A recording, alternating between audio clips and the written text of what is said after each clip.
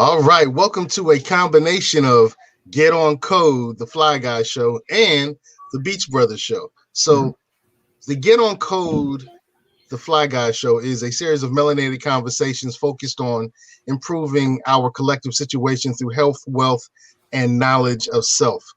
Tonight, we're going to be dealing with wealth in terms of the political realm. Politics is wealth. It's the management of resources, wealth, which is one of the reasons that we're dealing with health, wealth, and knowledge of self tonight on Get On Code and the Beach Brothers. Tell us a little bit about the Beach Brothers Show, good brother. The Beach Brothers Show focuses on not only yourself, myself, and our good buddy Jose Cruz, where we like to sit down and talk about Virginia Beach, Hampton Roads, greater Virginia, what makes the business landscape tick and the political landscape tick. We bring in a lot of political guests, business guests to just shoot the breeze and have ourselves a good time to talk about what's good with Virginia.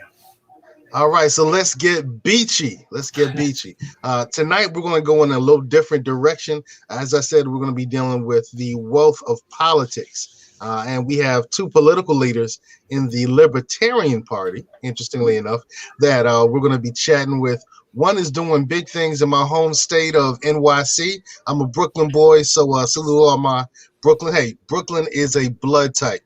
All right. So, Conrad, tell us who we have on the show with us tonight. Well, tonight's guest was born in New York City, as we just touched on, in 1968. He joined the Marines in 1986, serving until 1993. He earned an anthropology degree at the University of Maryland University College, which is always a great institution to try to say. Then he went on to be an English teacher, founded a trucking company, selling that company, then building Neo Sage Group Incorporated, an online business training company where he's managing director. He's also been a staunch activist in the libertarian realm, running for the National Libertarian Party vice presidency seat in 2016 and 20, and for New York's governor as libertarian in 2018.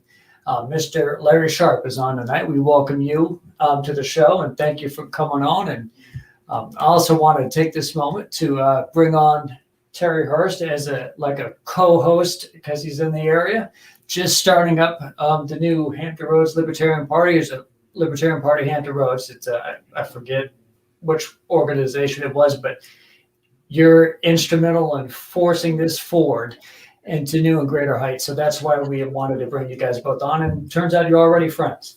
So that's a good thing. All libertarians, we are friends by default. It's just how it is. Yeah. Yes. Well, there's only 9 of us in the country, so that's kind of easy. Well, it's hard to make a third party roll if there's only 9 members of the entire party across the entire way. Mr. Sharpe, I also want to touch on the fact that you just got off of the Sharpe Way. Had on a guest, Miss Rose. She was great. That was a really fascinating show. It was in depth. I'm glad you're able to come on to this show too after doing that. It's just a great looking show overall. Since you touched on a combination. This is my 5th show today. Well, damn. Yes. I produce usually over 8 hours, sometimes up to 12 hours of live content every week. Are you tired mentally or are you Always. Still driven? Always. I hear you on that one. We want to underscore the fact that this is a libertarian show with yourself and Mr. Terry. And since you're coming all the way from New York and you have a little bit of a national scope, we would like you to bring us to your rise to libertarian activism. What drew you to those stances? And was it your business history? Was it your serving in the military? It's a funny, you asked this question. I came to the Libertarian Party not because of politics. I came because of business. As a business teacher, trainer, I've taught at a couple colleges, Baruch, Yale, Columbia. I've also done about a bunch of consulting, training, coaching. And as I was doing that, one of the mentors I was reading was a guy by the name of Robert Ringer. Robert Ringer wrote the book, Looking Out for Number One, To Be or Not to Be Intimidated, Action, Nothing Happens Until Something Moves.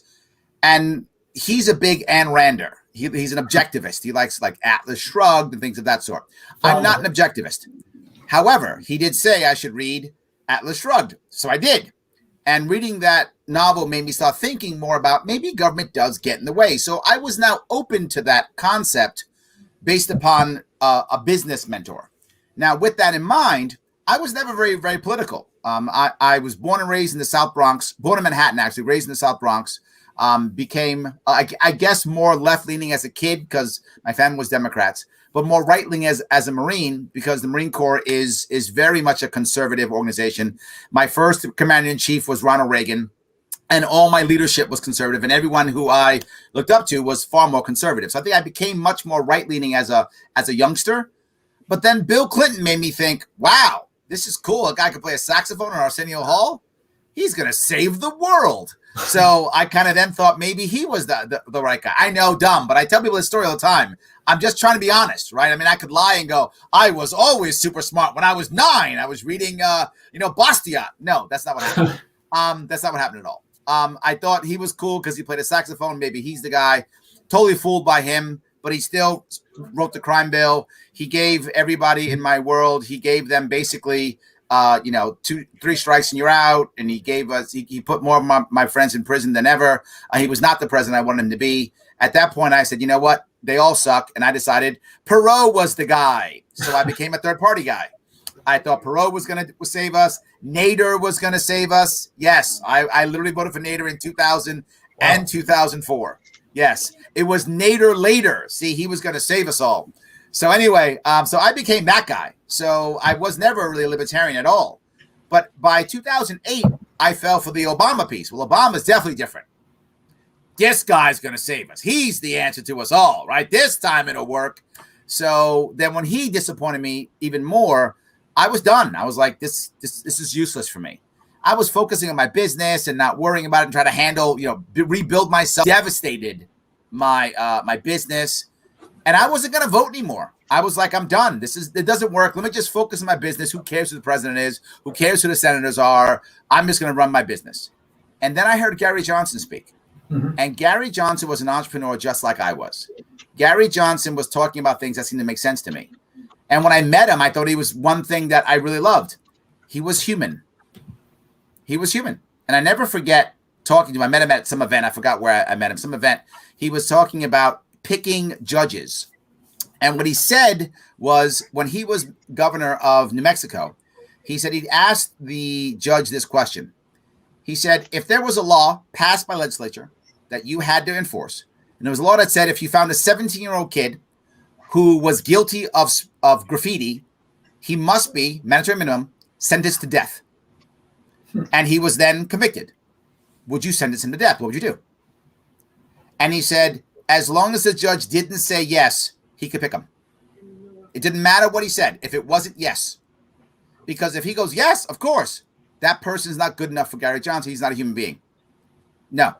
You've got to be someone who goes, no, I'm going to find a way around it. I'm going to stay it. I'm going to look through this, or I'm going to resign, or whatever the case may be. I'm not going to sentence a 17-year-old to death. That's a man I will follow. That's a man that I supported in 2012. I eagerly supported in 2016. And that's why I joined the Libertarian Party. Gary Johnson brought me to the party.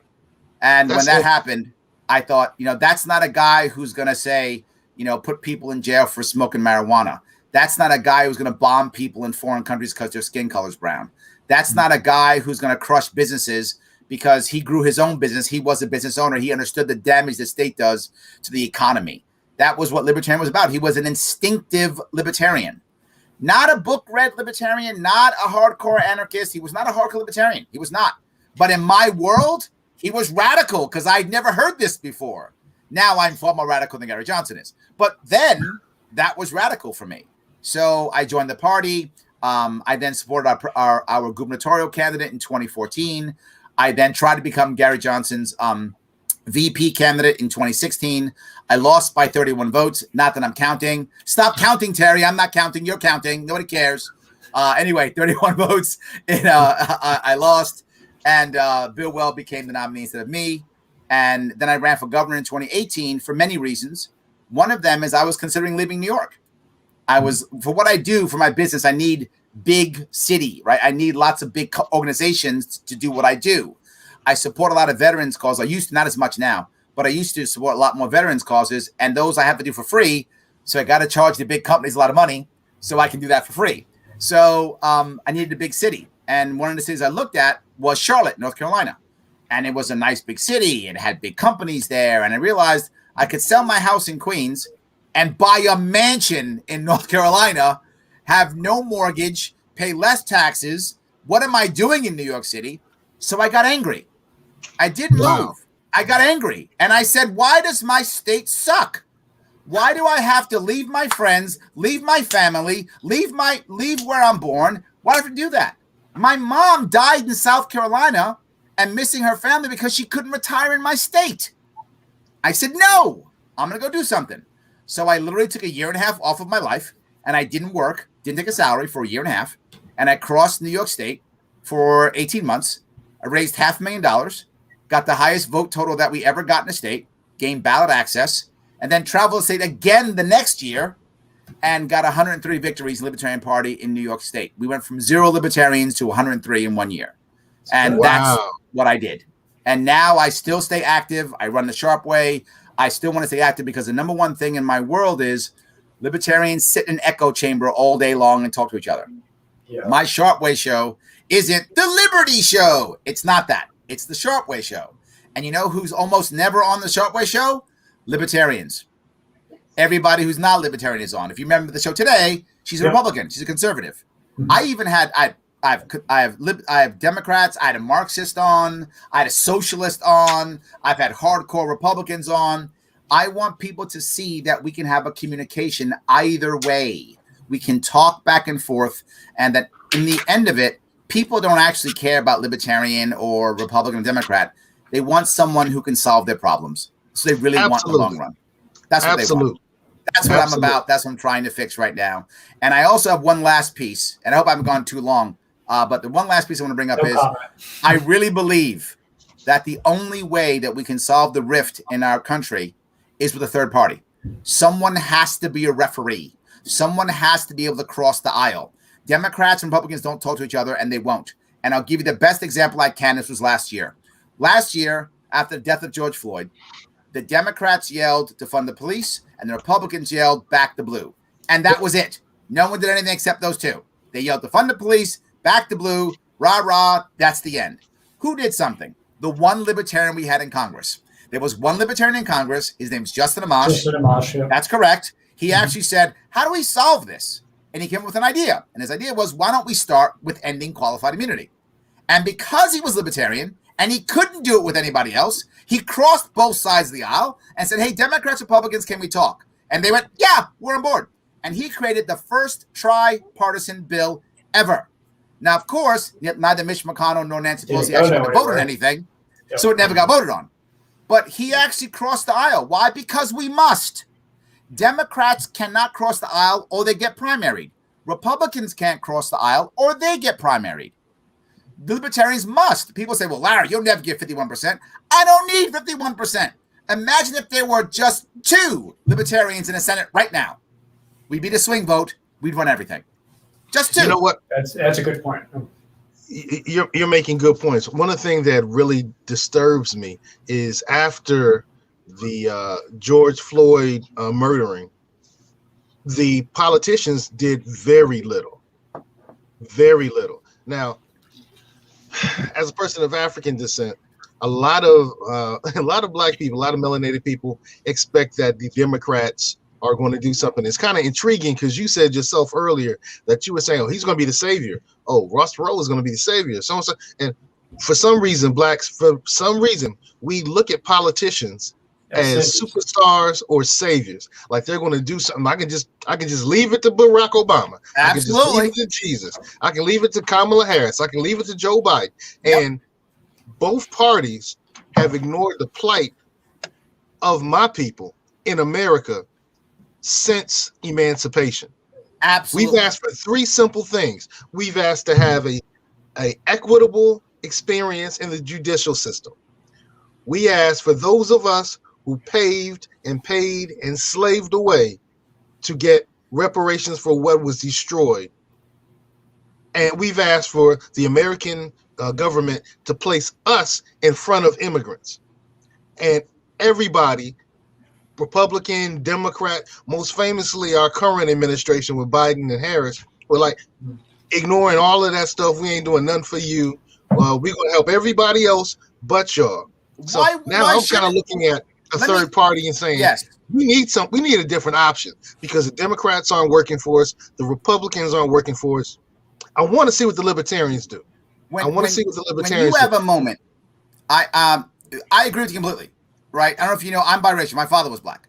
Mm-hmm. So in American one-drop rule, I'm black. And if you look you're melanated, man. Yeah. That's it. If you look at my Wikipedia page, I'm always the African-American businessman. I'm always that. That's what I always am. I'm always the African-American guy, always. So that's who I am. And I'm happy about that. I don't have a problem with that at all. I'm happy about that. Salute that. Yes. But my issue here is if you care, I did a segment on Juneteenth last year. About a year and a half. You want to go to my Sharpe Way YouTube page, check that out. I went through the entire thing on why it is different, right? Why it's different with African Americans. And I explained it in detail. I went through everything. I showed some data, why it's different.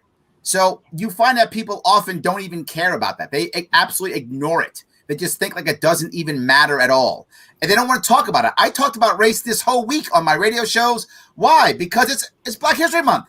So I talked about race. I don't have a problem doing it. I'm happy to have the conversations about race every single time. And I talk about reparations. I discuss those issues. I absolutely do. And let me give you a piece, if I could, about that. You know, the problem we have with reparations is that it's so far away, right? The concept, and I bring up, and it's sad most people don't know about this, the concept of 40 acres and a mule was an amazing idea. It was based on the concept that the actual wealthy slave owners, their plantations would be broken up and given back to slaves.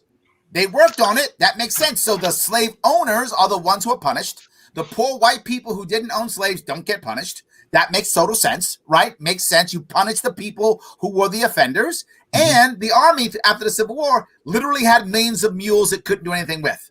So you then give the mules to the former slaves. And now they begin to get the land they worked on. Now they have land. And they can start moving from there. That was the goal. Brilliant goal. Lovely idea of reparations. If that had happened, we'd have a different America. If that had actually happened, literally, we'd have a different America. But it didn't, because of course Lincoln gets killed. Andrew Johnson, the first president to be impeached, ruins everything. And literally, the federal government and local government came in and forcibly removed those former slaves from that land at the point of a gun. This is the difference between African Americans and Italian Americans, Jewish Americans, anything else. They didn't have to deal with 150 years of state-sponsored violence. That's the difference.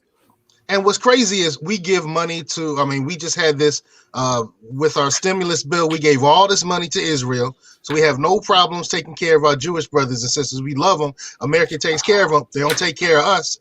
We've given reparations to my Native American family. I'm part Cherokee for decades now. I love my Native American family. I love them, but America don't look out for us. And then they give money to the Japanese that were interned for 10 years. They had to fight for it. But so everybody else, we messed you over. We're going to have a, what is the name of the plan that we went over to Japan and we fixed? Marshall Plan. We're going to fix everybody else that we mess up except for y'all. Yes. And the problem is most of us accept it and say, well, that's just the way, and America's getting better. No, America's been robbing us for a long period of time. Still doing it. And nobody's standing up for it. So in the last election, I said, if none of these candidates are going to stand up for the things that are important to me, my ancestry, and my upcoming generations, I ain't rocking with you. If you're not rocking with us, we're not rocking with you. So the Libertarian Party, for the very first time, received my vote. I voted for, Joe Jorgensen and for my good brother Spike. And it wasn't because I was voting against Trump or voting against Biden, but neither one of them gave me anything to vote for. It's voting for as opposed to against. I voted for somebody who had my interests in order. Yep. Look, you mentioned three things about reparations and then fairness and all those things. You want to make the Black community fair. I'll talk about reparations too, but just fairness. Number one, end the war on drugs. Just end it. Just end it tomorrow. End the war on drugs and stop putting the Black family in prison. I want you to imagine for a second. Just imagine if there's no war on drugs after 1970.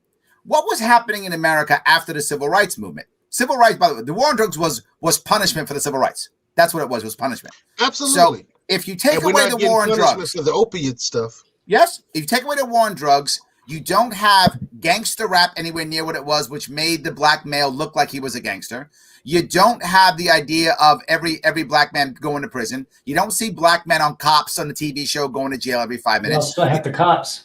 Yes, you don't have 100,000 cops in black neighborhoods. You don't have that. Clinton doesn't do that. That doesn't happen. But what else happens? You know what else you get? You get Good Times, The Jeffersons, The Fresh Prince of Bel-Air, Family Matters, Cosby, sorry, before he was the guy. And what America sees is the black family. America doesn't see the black criminal on TV every night. Mm-hmm. The American family, America sees just the black family and goes, oh, they're just a family. Yes, normalized. They're just a family. They're not criminals. They're just people who love themselves like everybody else does. Imagine if that was the outlook of America. Take the war on drugs away, and all average America sees is that. Fresh Prince of Bel-Air, The Jeffersons, Good Times, Cosby Show, Family Matters. Just sees that. Oh my God, it would change the entire image of the black family in America.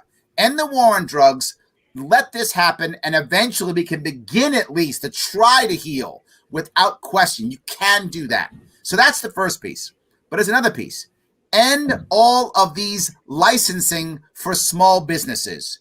It should be credentialing, not licensing. What do I mean by that? Licensing. In New York City, New York State, you want to braid hair? You need a license. License costs you $20,000. You want to walk a dog? You need a license. Who's braiding hair? Women of color? That's what's happening. That's a reality. This is not there's no big braiding hair company of the world. It's not happening. That's people trying to make a buck. When I was a kid in the Bronx, on the stoop, the young girls would braid hair on the stoop for $1. They'd make money. That was not the entrepreneur spirit, right? We didn't have cabs didn't come to my neighborhood. We didn't have Uber. What do we have? We had gypsy cabs. You paint one side of one door on your car a different color. It's a blue car with a red door. We all know gypsy cab. That's how it worked. We made money. My father and my mother, that's how we got out of the ghetto. My father did a DJ gig on the side. My mom used to clean houses.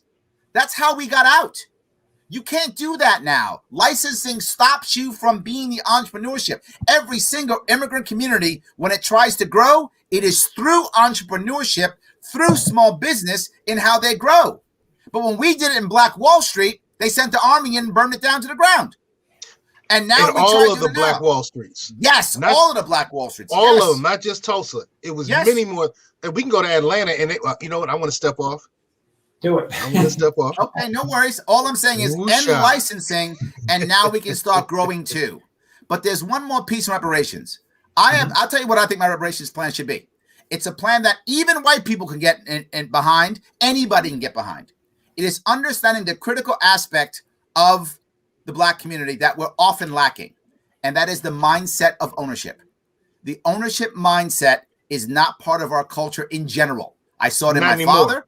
Not anymore. Not anymore, right? The communities have been broken up by the government that it doesn't exist anymore. You remember Killer Mike said this. Killer Mike said there was an advantage in segregation.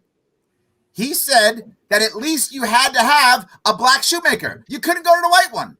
You had to have a black diner. You couldn't go to the white one. So you actually had to have communities that were run by black people because you couldn't go to the white ones, right? So you had to have that. That's gone. That whole, you go to black communities now, the Koreans run it. I don't mean to be racist. I'm just telling you the truth. Yeah. Right? Someone outside the community runs all the franchises. The community doesn't run the franchises. Someone else does. The bodegas aren't run by people of color. Well, they are, but not black people. Right? They're not. You see that. You see it all the time. I want to change that. How do we change that? We change it by making two specific rules. Rule number one. And we do this for a period, I think, of either 23 or 46 years. I picked that number because 23 years is a generation. And we accept that ownership has been the problem with the black community because it was taken away from us via government force. So either you do one generation or two, depending on how you set this up. I'm okay either way. So for the sake of argument, 23 years. 23 years. Any person who's a descendant of slaves, if they transfer wealth in any way, shape, or form, it is free, regardless of taxes, regardless of fees. It is free. You may transfer wealth in any way you see fit within your family. That's step number one. But that gets us thinking about transferring wealth. Second piece, you create a very specific rule on taxes. This is across the country. It doesn't matter what your individual rules are.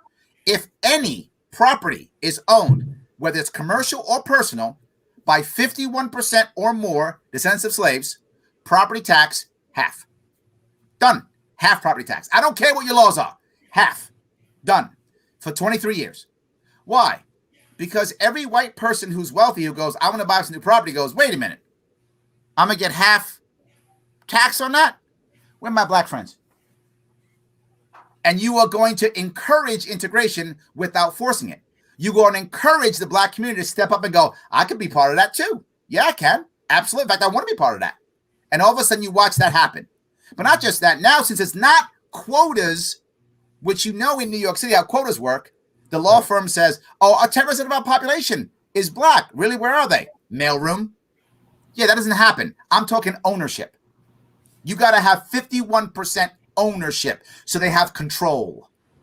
And they can transfer that wealth any way they see fit. But not just that. Every company too.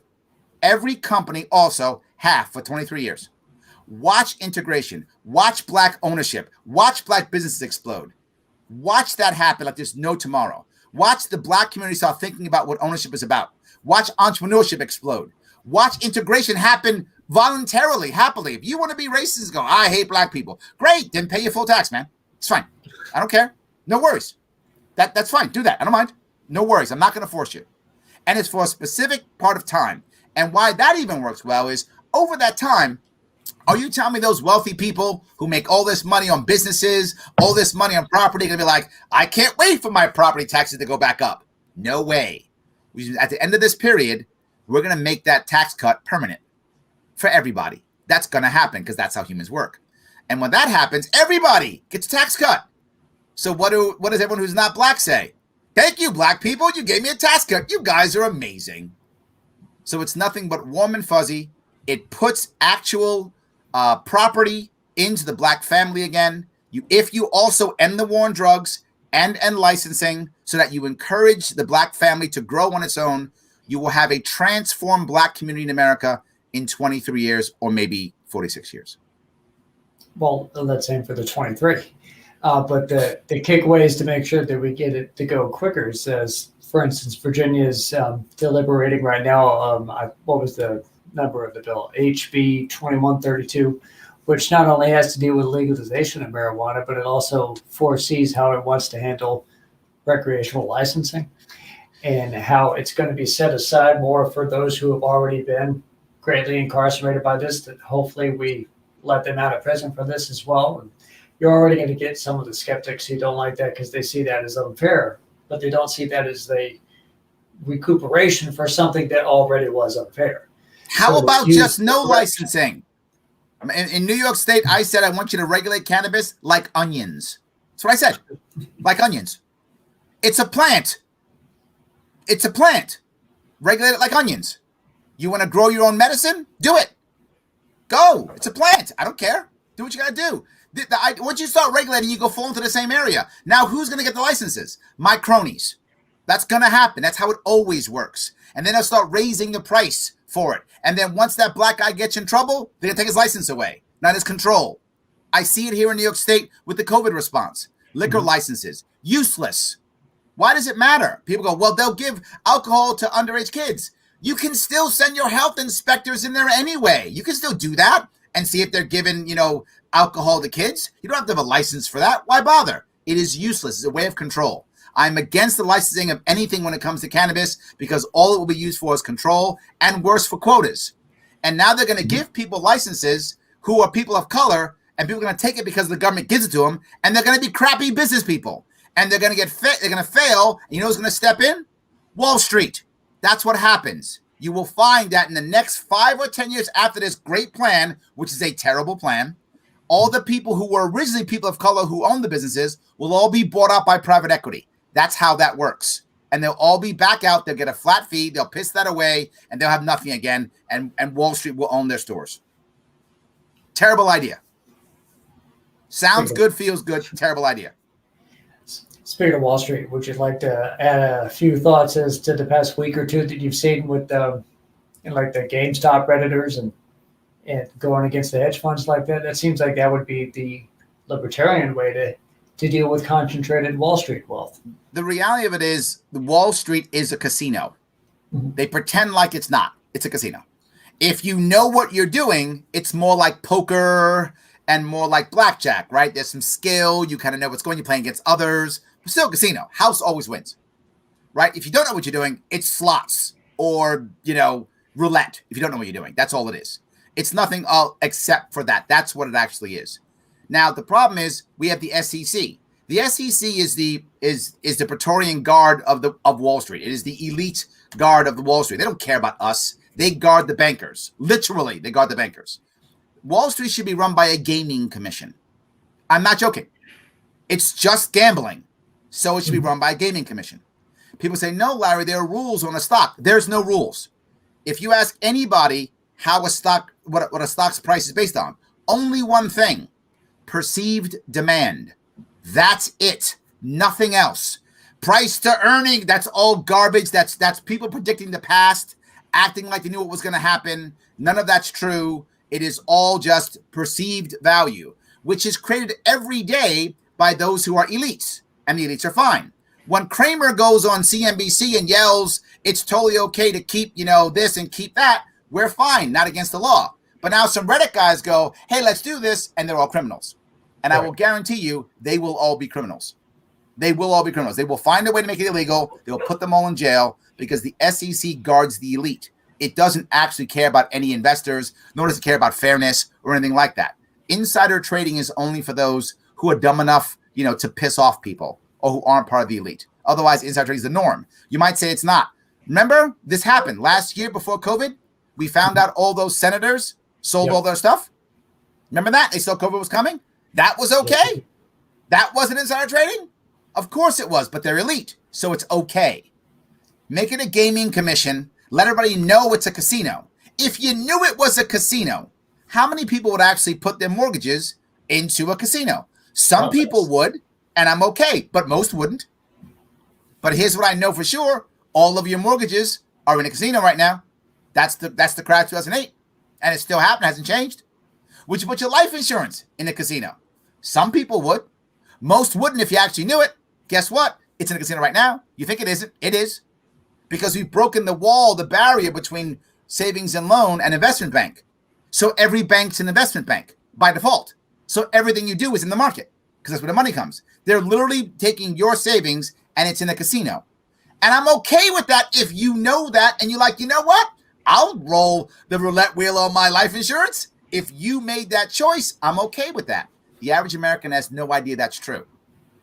So I'm glad Reddit is kicking their ass. I hope it keeps doing it. I hope it does. I hope they keep doing it. So again and again and again. I hope they break this. I hope they break this horrible system of elites killing us for dozens of years. The reason why the wealth gap in this country is so bad is not because Democrats are bad or Republicans are bad or whatever the case may be. The first part is obviously the Fed. The Fed's a disaster and does nothing but bad things for us. But the second part is because of the crashes. Every time there's a crash, I'm sorry, am I going too long?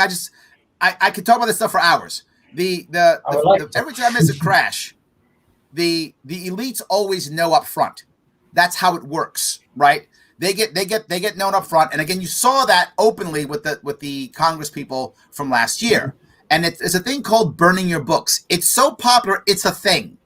So now you have a very savvy financial advisor. He knows that out of his, say, 100 clients, I'm making this up for sake of argument, 100 clients, 10 of them are his top. Those are the people who have like $10 million or more of assets with that advisor. Everyone else has, say, $2 million or less. Those are all the chumps, and he doesn't care about them that much. So he tells the top 10%, hey, crash is coming. Get liquid. Get out, get liquid. After they get out and get liquid, as the senators did and so many others do always, then he goes, oh, by the way, you guys, my chumps, yeah, crash is here. You better start selling your stuff. Well, who's going to buy it? All the people who just got liquid. That happens again and again and again, every single crash, which is why right after every crash, you see a massive wealth gap because the middle class gets crushed and the working poor gets crushed. The very poor are already crushed, so they don't actually get hurt as much in a crash. But the media will tell you, care about the real poor. You should always care about them. But during a crash, they're as bad as they've always been. They've got no place to go. It's the working poor who get devastated and the middle class who have to sell all their assets and the wealthy who buy them, usually in bulk and usually through either venture cap firms, private equity firms, something like that. It's like they've created the economy to become one large hedge fund where they know it's about to go down, so they buy the down, and they know it's about to go up, so they buy the up. And the money that they use to do that is the collective society's money that they are risking.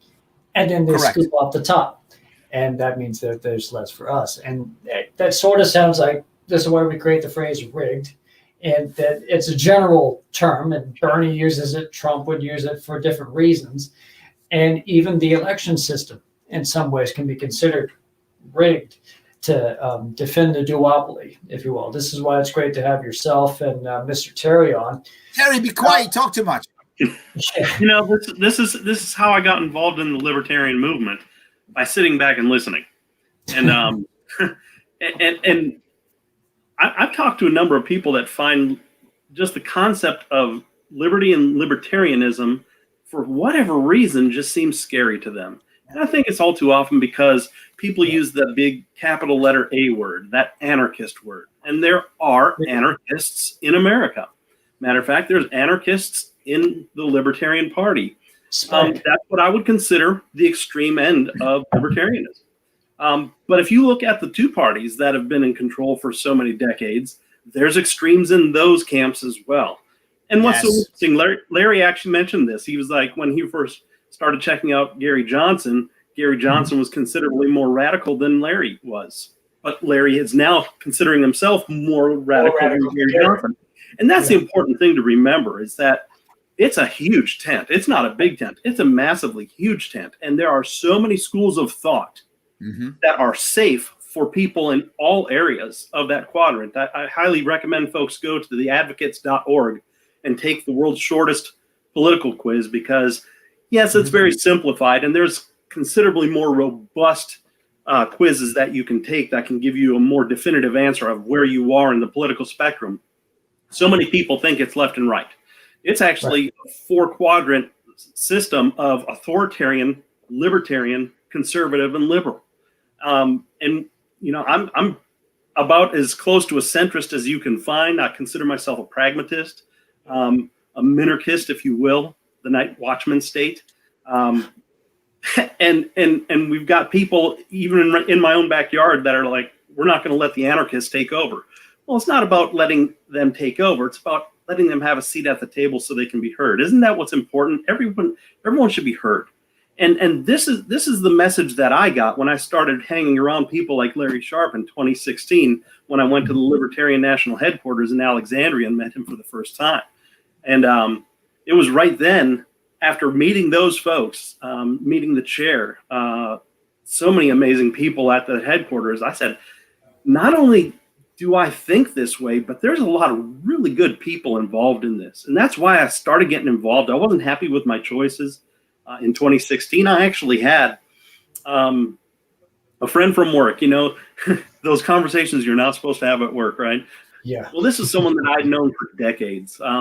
His kids and my kids all up at the Little League fields. And when he finally started to come to work at the company I was at, you know, you can have those conversations. And it was 2008, Obama was running. He's like, what do you think of this Obama guy? Now, mind you, Larry laid it out pretty well. It's so funny. Larry and I are so similar. We're both military veterans. We both fell into the leadership of, you know, Ronald Reagan was my first commander in chief. We had so much in common, Larry. It's crazy. But, you know, having the influences that I had led me down a considerably more conservative path in my early adulthood. But as I started progressing in life and thinking on my own 2 feet, this guy says, what do you think of this Obama guy? I was like, I love him. He's great. I mean, he's an amazing orator. I could listen to this guy speak all day long. Although, you know, where he's at on these things, I'm not so much, but where he is on these things, I'm really, he's like, oh my God, you're a libertarian. You don't even know it. I was like, a what? I never heard of it. Didn't know what he was talking about. That was 2008. Fast forward 2016, I'm not happy with my two choices. For the years since, I've just really been voting my conscience. Of course, Virginia is not a state where you register what party you're with, so you just vote your conscience. And both my wife and I will tell you, I'm gonna listen to the man, I'm gonna listen to the woman, I'm gonna listen to the person, see where they stand on the issues, and I'm gonna vote my conscience. And I got a little vocal during 2016 on social media. And I had a lot of friends and family and relatives, former coworkers, reach out and say, you're putting some thoughts and ideas out there in a way that isn't scary.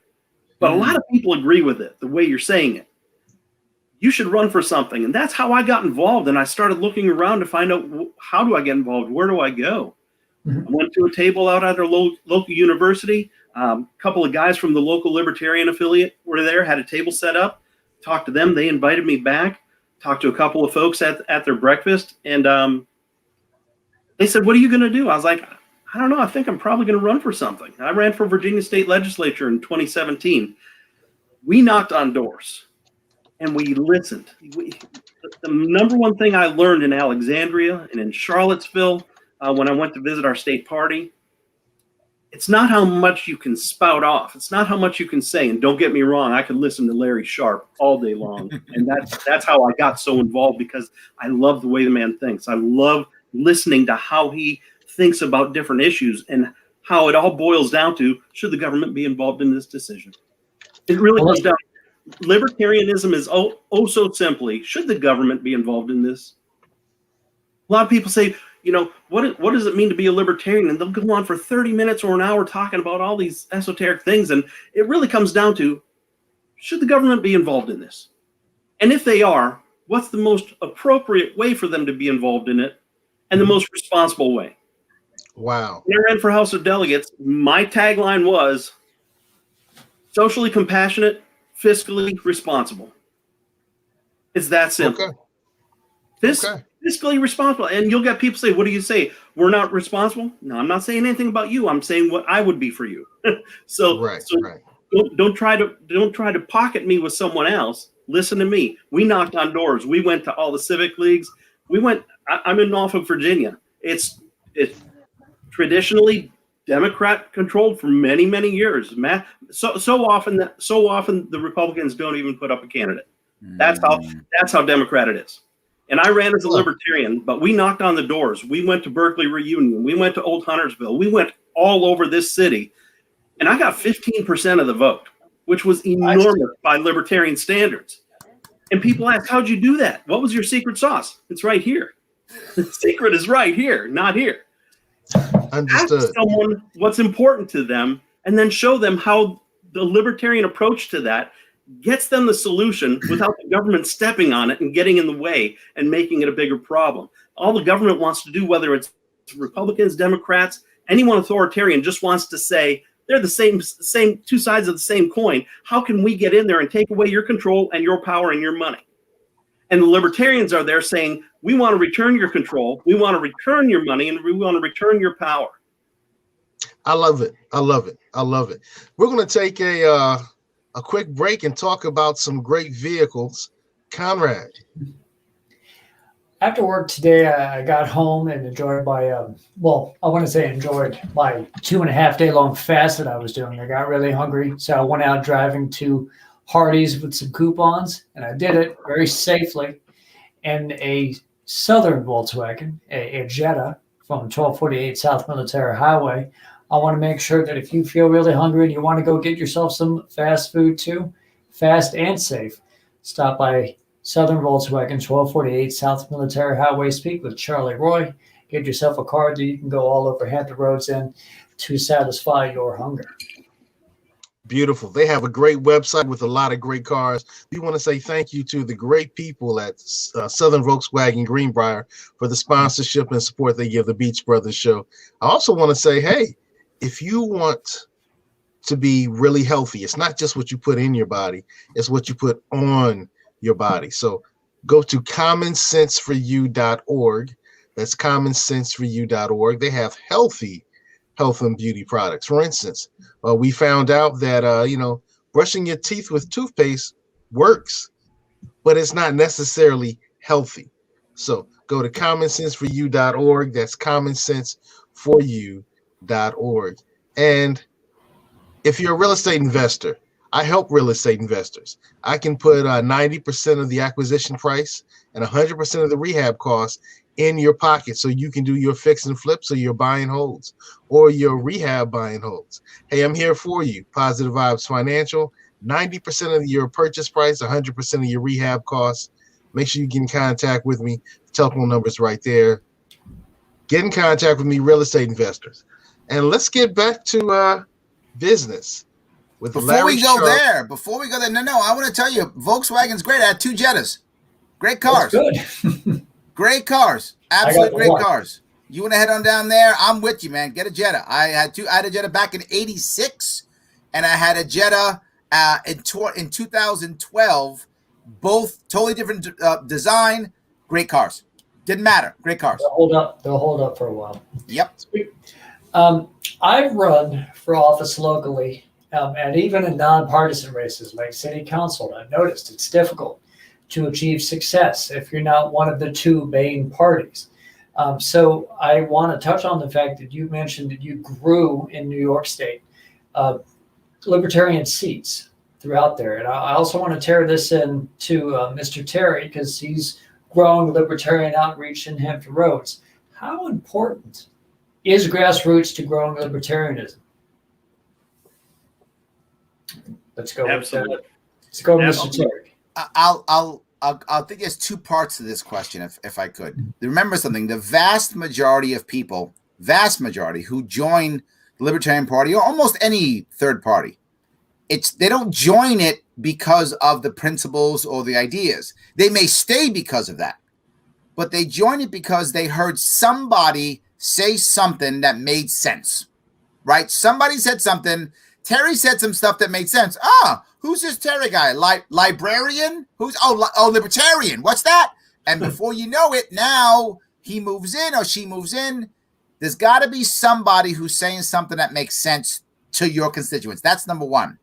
But how does that connect? How does that actually happen? That's the grassroots. That's what Terry was talking about earlier, right? Once you have somebody who's saying stuff that people get, now you've got to have people go out there and be able to repeat it, show it, tell them, talk about it. Yes, there's stuff that makes sense out here. I think it's great to have someone at top who makes sense. You then have to add onto that either that person and or their team has to be going around doing stuff. I cross my state. I have 62 counties in my state. My state's huge. I've crossed it multiple times every year. I cross it every year since 2018. I've crossed my state every single year. I do 62 events every year at least in every county because I believe exactly what Terry says. If I'm not grassrooting, I'm not doing nothing. That's right, Larry. I tell you what, it all starts on the pavement. It starts on the pavement and the digital pavement as well. It starts wherever someone will give you an audience, and are you prepared to get a message to them that doesn't scare them away? The most important thing, whether you're in sales, in anything, is a transfer of motivation, a transfer of enthusiasm, and how do you get your message to someone else without beating them over the head with it? And it's very simply finding points of commonality. One of the biggest questions I had, it was a very poignant question I had during my campaign. Who are you going to caucus with if you're successful, Mr. Hurst? I was like, I'm going to caucus with every person that needs to work with me. We are all about single issue coalitions. I'll work with Democrats, Tea Party, Republicans, Black Lives Matter, you name it. Every single person has something that's important to them. And libertarians have an approach for almost all of their needs in a way that gets it done safely and cheaply without the government mucking it up. And it's very simple if you take the time to listen to a person and find out how is that working for you now? What do you think is the drawback, and why do you think it's not working? Okay, let's see if we can explore some ideas of how I would or someone in my party would help make that happen in a way that gets you what you need without harming someone else. And that's the number one thing we all have to agree is I'm just not going to initiate harm. I'm not going to initiate force for political or social gain.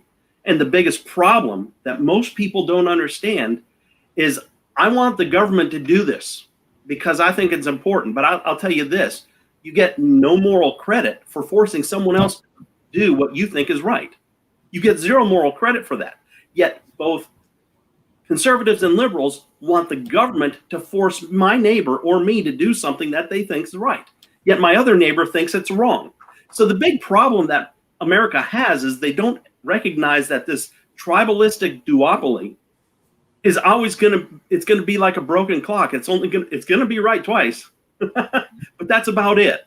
And oftentimes it's really not right. It's just a facade. It's just an illusion. It wasn't really telling time. It just told you what you thought you wanted to know at that moment. You brought up such a great point, right? If you, to be a libertarian, which is why I think we are the healers, you can be as liberal as you want to be, but the question is, do you want the government? Do you think it's the government's job to force liberalism on others? Do you think it's the government's job to make that happen? If you go, no, it's not the government's job. It's my job through my works, through my example, through my community to make the world a more liberal place. That's libertarian. You can be conservative, super conservative. Do you think it's the government's job to force the world to be conservative? If you go, yes, you're a Republican. If you say no, you know what it is? It's my job through my example, my works, my community to make a more conservative world. You're libertarian. I mean, that's the issue. Do you want to use force to make people do what you want them to do? If you say no, welcome aboard. Voluntary association is huge. And that's the big point that we try to impart on folks is there's a way for us to show you how you can voluntarily associate with someone else and make ends meet without the government stepping in. It boggles my mind that someone can't go patch a pothole on the street without being cited because that's someone's job in the government. Well, you brought up a big piece here. Just a jobs program then? Yes. And that was my point. The government is always two things. It's a monopoly and a jobs program. Right. And that's why the hardcore anarchists in our party can never make real impact because they're always like, just get government out. But there's a problem when you've had a community being serviced by government for 40 years. The community doesn't have the institutional knowledge to service itself anymore. It can't do it. It doesn't know how. Government has been doing it as a monopoly for 40 years, and half the people in the community work for the government anyway. So you can't just get rid of it because people do need services. People do need help. People do need things. I just want community to be the ones who do it, right? Just because I don't want government to do it doesn't mean I don't want it done, right? I do want it done, but I want it done not by a program. I want it to be done by somebody who cares. I want it to be done by someone who knows better. Say it again? Isn't government that means? It can be. But the problem is, and right now it is, right? And that's the problem. Yeah. The issue that I have is, I'll give you an example. I'll use Terry's pothole example, right? I'm not someone who says end government potholes. Not what I say. What I say is there's actually someone right now who's actually already fixing potholes, and that is Domino's Pizza.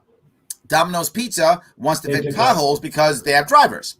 So what I would do, and this is my policy in New York, I would say, if you want to fix potholes, Domino's, you may. Here are the rules to do so. Go ahead, fix the potholes, and you get to put your symbol on every pothole you fix. Enjoy, go fix potholes. They would go fix potholes happily because they're getting branding along the roads. Now, as soon as they start doing that, what does Little Caesars do? Well, I want that. Great, Little Caesar, go fix some more potholes. Well, McDonald's wants it. You know what? Let's stop this. How about instead we have McDonald's control this road, and we give you a sign, and you do all maintenance on this road. And all of a sudden now, what's happening? More roads are getting fixed, and no one's paying extra money. Well, McDonald's is paying extra money. No, it's marketing for them. They already spend billions of dollars on marketing. There's no extra money there, and now we're getting potholes fixed. Well, the response is, well, then they won't go to poor neighborhoods. Well, maybe they won't, but I think poor people like McDonald's and pizza too, but I could be wrong. Maybe they don't, right? Maybe they don't. Great. I haven't gotten rid of the pothole fixers. They still exist. Now they'll be able to service the poor areas. So now poor areas actually get better service, and we spend no extra money. And it is voluntary. No extra taxes, no force, better service for everyone. That's a libertarian solution. Now you might say, but Larry, go ahead, sorry, go. No, I was going to say, I love the way you're rethinking how government should serve us. Yes. You're rethinking. So after you finish this one, you got to give me another one. What's another way that we need to rethink government? I'll tell you another way. I discussed it here in New York City. New York City has a massive deficit and a huge transportation system. So I said, why are we continually raising taxes to pay for our subway system, our bus system? Why are we doing that? Instead, let's lease naming rights out to our bridges.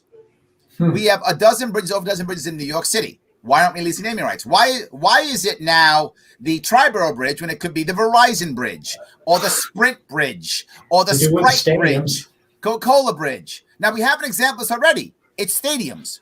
They literally drop $20 million a year for a stadium that gets used on the weekends. I'm giving you a bridge that gets mentioned over 1,000 times every single day in New York City because of traffic reports. Not just that, it's on Google now. So it gets mentioned in Google Maps and everything else you use. Not just that, there's a big sign on it you see everywhere when people come across the bridge. Not just that, look at all the media that is produced in New York City. So you get product placement as they're doing shots of New York City. You get all of that, you will easily drop $100 million a year on that bridge. Easily. How do I know that? Bankers came to me when I had this plan saying, how long is the leasing rights? I said, it's got to be at least 10 years because by default, culture has to change to call it the new bridge, right? We're still going to call it the old bridge until culture changes and makes it called the new bridge. Now your name is in people's mouths in New York City all day long in a 16 million metro person area, 16 million area in the metro area. You're not going to pay $100 million for that? Yes, you will. Not just that. On top of that all, part of it is you have to control the maintenance. So we still inspect the bridge to keep it safe. Right now in New York State, bridges collapse. That happens. With this plan, they don't. Because once it goes to a sea level, you now lose the lease. You lost everything. Sorry, and you got to pay up front. You lost all your money, homeboy. So you better fix that bridge. So now we got to save a bridge. But I'm still not done. I'm still not done. Now that we're getting money and the maintenance taken care of, why are there tolls? You end the tolls. Tolls in New York City bridges, some of them are $18 to cross one bridge. Yeah. Yes, you know it. So end tolls. What did I just do? I just saved people money. The average person who crosses that bridge is not wealthy. The wealthy people live in Manhattan. They don't cross bridges, right? So it's the poor people and the middle class who cross bridges. Now, all of a sudden, they don't have to pay for it. If you're a trucker and you're an owner-operator, you got to cross the George Washington Bridge, you pay per axle. That's gone. You just gave yourself a 4-figure raise as an owner-operator just because of that plan.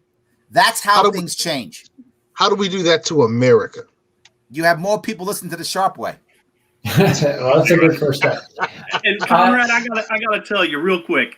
Yeah. You asked about grassroots activism, and you just saw it in action because you just saw Seiko Varner intrigued by Larry Sharpe on potholes and engage him with give me another one. And that's exactly what libertarians are doing all around the country and why the Libertarian Party is the third largest political party in America and growing, because people love what they hear when they get a chance to hear it. Mm-hmm. I'm going to liken it to a person who has been invited to go to an amusement park and they refuse to go because they've heard about roller coasters and they're scary. Oh my gosh, that's scary. Libertarians are scary. They have anarchists. Some of the most radical ones, sure. But don't let that one point at the very top of the Nolan chart scare you away from exploring the rest of the park. There's a lot of people there with a lot of great ideas, just like Larry Sharpe is sharing with Seiko here. And those are the exact same kind of conversations that we're having in Hampton Roads, Norfolk, Virginia Beach, Portsmouth, Chesapeake, Suffolk. Libertarian Party of Hampton Roads just formed January 9th. We just received official recognition by the Libertarian Party of Virginia. And this group is excited and on fire and active. They started with 23 members. We had our first general meeting at the end of January, and the people in attendance at this outdoor venue, socially distanced, but very enjoyable, was over double that. People are interested and want to know more about these ideas. They could care less whether it's a librarian, a libertarian, a capital L. They want to know more about the ideas, because guess what? It's the ideas that matter, not the name or the label behind it. all too often, though, America has been indoctrinated either through family upbringing or through some type of familial or social network or social sphere of influence that says, oh, how could you not be a Democrat? How could you not be a Republican? And they get banished and they get ostracized and they get pummeled with all these gloom and dooms. How could you? But libertarians are just back here sitting here talking about potholes and bridges and, hey, what if we did this? And it opens up minds and people get intrigued and they start saying, wait a minute, is there really a way to do all this different? And we never talk about force or raising taxes, ever. Right. None of the plans I gave you use force or raise taxes, and every one of them helps the middle class and the poor. Everything I told you helps both. And you live in New York City. You know what I'm talking about. And the number one thing I tell people, though, is get off your keyboard and get around people that are talking. Because it's easy for a keyboard warrior to stand up to you when they can't see your face and say things to you that are mean and hurtful, and they're brave there. But when you get in front of someone's face and talk face to face, get in a Zoom meeting with them, meet someone out at a brewery or something and have a beer and just sit down and talk.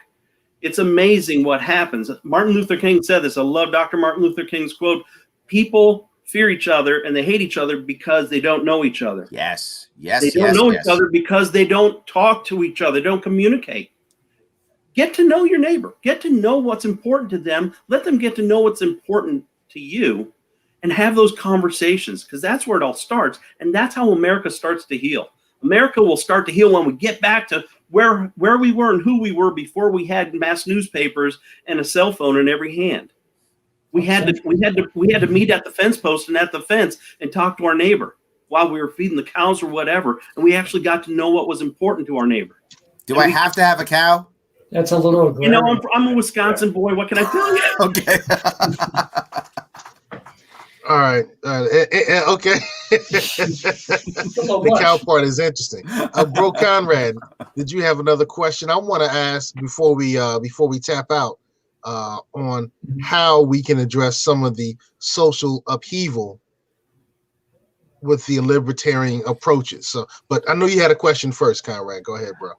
I was thinking along the lines of coalitions, because I think that they have sort of been touched on slightly in the past. I will harp on the fact that Terry Hurst and the Libertarian Party of Hampton Roads has noted that they want to be expansive to bring people in to talk and vice versa. Openness, the discussions that you were just touching on. Could that also, circle around the fact that to make a really more successful attack on the duopoly, you work with the other independent / third party options to bust that trust of the two parties? Almost never. And that's not 100% rule, but it's a good 80% rule. No. And the reason is they don't have anywhere near the infrastructure that the Libertarian Party has. I mean, it's not even close. There are the two major parties, 30,000 miles, the Libertarian Party, 30,000 miles, every other party. They would benefit from us far more than we benefit from them. It's not even close. We're the only party that gets 50 state access in the last two elections. No one else even comes close to that. They get maybe at max in 2016, I think the Green Party got 40. This year they got like 25. I mean, no one even comes close to us in infrastructure, in policy, they don't even come close. So they would be helped far more than us. Plus, most of them they don't actually believe in our principle. They're another form of control. They just have their control. They think their control is cooler than the two duopolies kind of control. If they were actually saying we don't want to control people, then they'd be libertarian. So as a general rule, no. Could there be some exceptions? Of course, particularly locally, of course they could. But as a general rule, I don't see it. Am I wrong, Terry? I'm happy to be wrong on this. Right on the nose. Hope we answered your question. Sorry. But again, we'll sit down with people and bring them to the table. Bring them to the table because they might have that one issue. I'm going to find that one issue that's important to that party and say, you know what, let's work together on that one thing. Yes. I may disagree with you on 99% of what you have to say. But if we've got one thing in common, let's work on that one thing together. And that's okay to do. And that's the big problem that most of America has been indoctrinated against. If you're not pro-life, I can't listen to you. I can't listen to anything you have to say. If you're not pro-choice, I can't listen to you. I can't listen to anything you have to say because nothing else you have could possibly be of value to me. And that is what is absolutely ripping America apart. It's ruining families. It's ruining Thanksgiving. We can't ruin Thanksgiving. Come on. But the reality is there's people that are just scared. And fear is the number one thing. You know, Larry mentioned it earlier. My degree is in psychology. I'm also an avid stock market buff. I do some trading. I do some options trading. And the number one thing that really drives the market, and Larry said it, is not about, you can talk about fundamental analysis, technical analysis, all you want. It's fear and exuberance. Let's face the reality. Fear and exuberance, number one and number two. I'm going to get out of something because I'm scared, and I'm going to bring my powder home to dry. And I'm going to get into something because I have fear of missing out. And we've seen that in GameStop, AMC, Dogecoin. All this, the last 2 to 3 weeks have been absolutely hilarious. And I'm involved too, because why not? I understand human psychology. I'm going to take advantage of those peaks and valleys because the market is not linear. You know, it has zigzags, and I take advantage of every zig and zag. Zigzag. How to follow, but that follows in politics too. It's fear and exuberance. It's fear and exuberance. It's our guy, and we're going to get everything we want. Joe Biden's in office, yet there's a lot of people in cages still. Yeah. Isn't that what he promised we were going to get rid of? You know, Donald Trump got in office, yet we were still bombing places overseas. He said he was going to bring all of our guys back. I'm a Navy veteran. I want a big, bad military protecting my shores. I don't want them dallying all over, spending trillions of dollars overseas when we could be spending it here. I got veterans at home laying on a park bench over here starving and cold. Yes. Why are we spending money on gender studies in Pakistan or wherever when I got a starving, freezing veteran right next to me? I know. Hey, look, one of the things that, on the Get On Code show, which is a series of melanated conversations, we're concerned about empowerment. And, since emancipation, we've been saying, hey, we're having a very different experience with the judicial system. Mm-hmm. So give us some insight on some of your approaches to make sure that. I can give you so many, but I'll give you two. I'll give you one on police reform. And I literally have, again, if you care, please head to I have all of this. If you go to my Sharpe Way YouTube page, look for two different ones. One talks about the Quick Plan, QICC. And the other one, if I remember the name of it, is called, I forgot the name of it. But I made two policies on police reform. One was quick, and I feel bad I forgot the other one. But I do many of them. I'll just give you one piece of it. And that is liability insurance for police officers. Police officers are professionals like anybody else. I'm a professional. I have liability insurance. Anyone has liability insurance. So now cops should also hold their own liability insurance. That's it.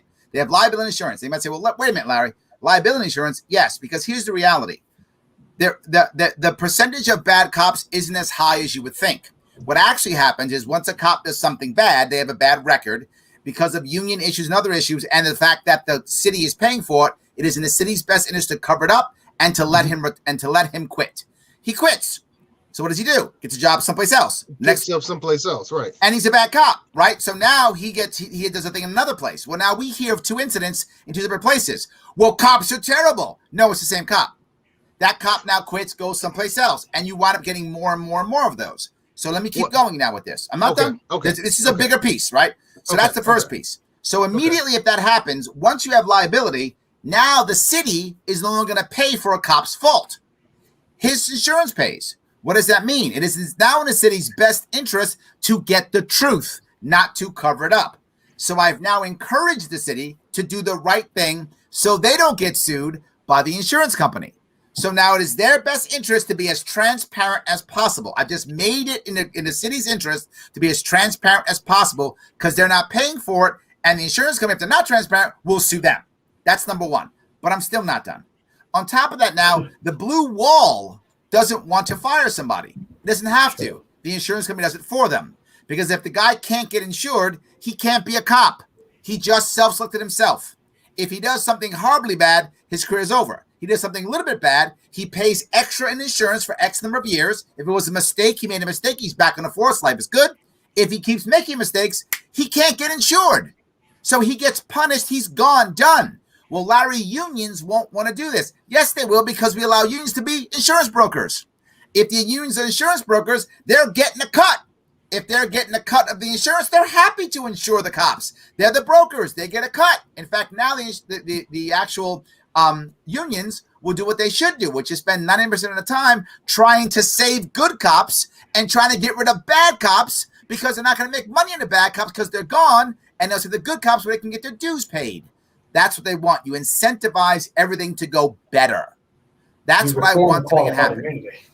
Well, yeah, so that's why it's quick. Q is qualified immunity. I is insurance. C is you legalize cannabis. This way you stop the unnecessary stopping. And the last C is you end a civil asset forfeiture. So you stop having cops have to do it. That's why it's called quick. The plan is QICC, quick. You do that, and you just make reform to where cops are no longer incentivized to have those encounters. They're incentivized to make the stops, and they're incentivized for good cops to just be good cops. And bad cops now get removed, and the city isn't paying for their errors, so the city is more likely to be actually transparent, so we'll know what's actually happening.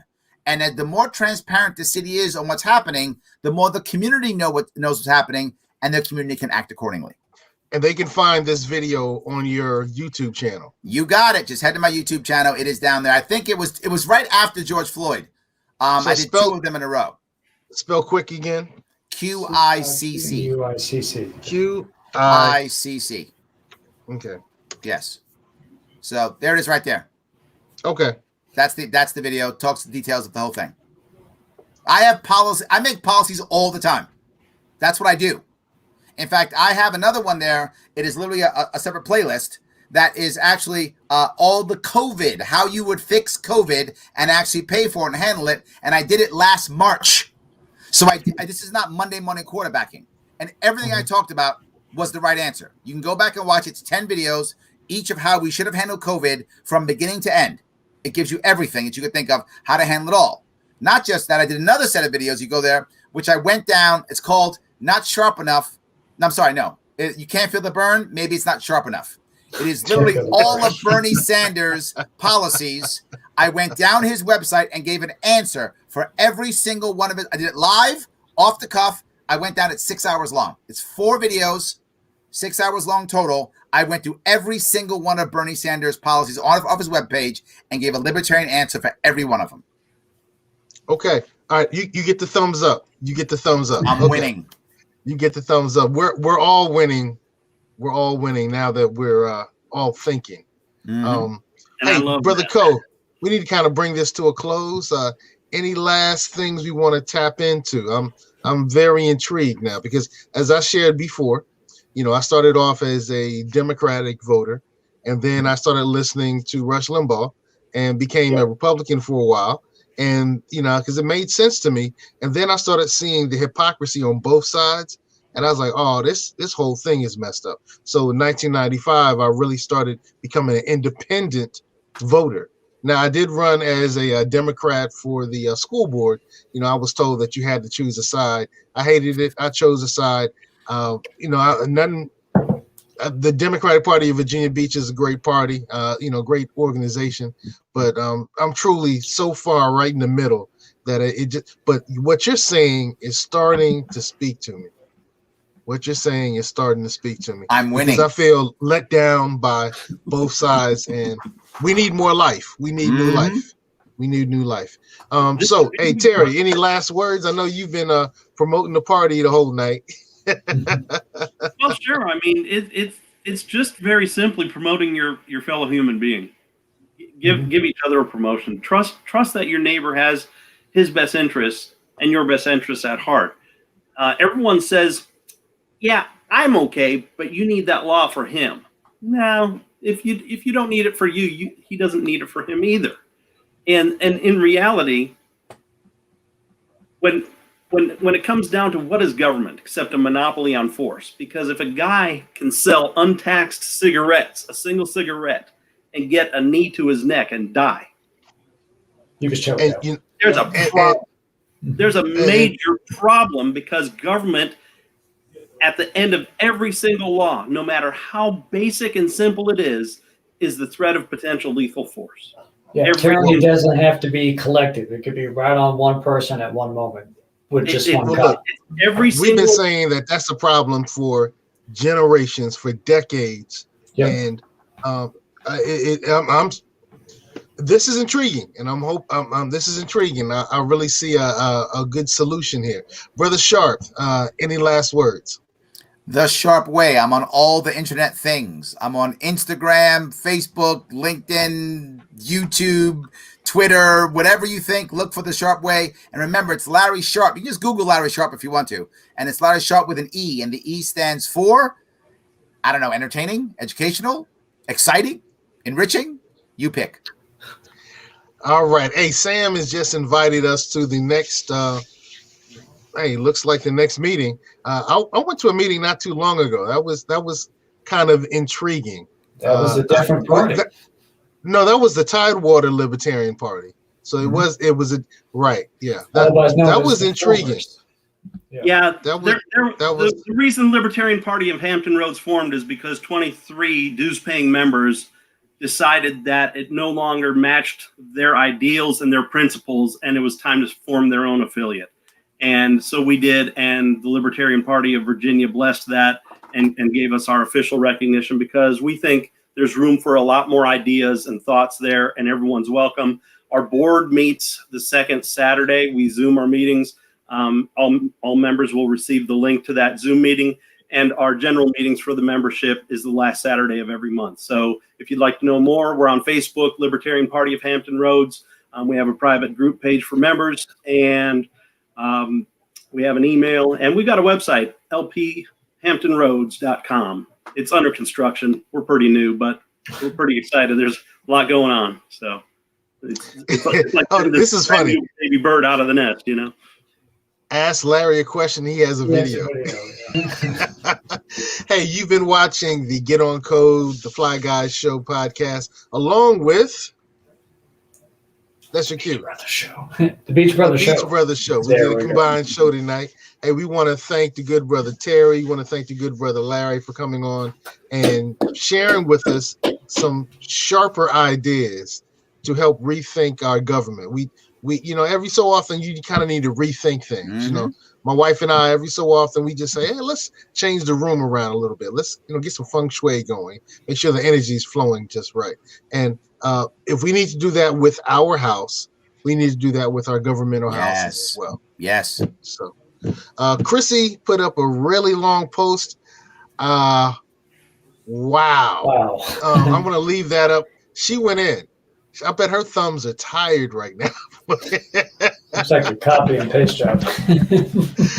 Woo, that's incredible. That's incredible. So, hey, we want to thank Brother Terry, Brother Larry, and everybody who's watched our show. Hey, good night, everybody, and let's make some changes. Our world needs changes. Our government needs changes. Our people need some changes. So, be that change. Thank you. Take care.